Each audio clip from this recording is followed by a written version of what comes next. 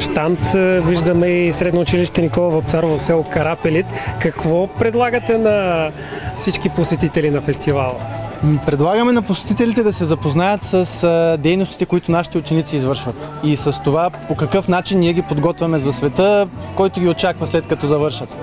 Нашата специалност е производство на растителни масла, маслопродукти, етерични масла, а професията е оператор в хранително-вкусовата промишленост и точно това са дейностите, с които ги ангажираме живо през тия 5 години на обучение в средното образование.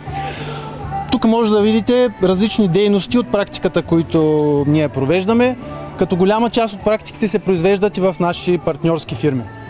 Приготвили сме ви демонстрация на мелене на брашна и производство на продукти от тях, в случая паста прясна.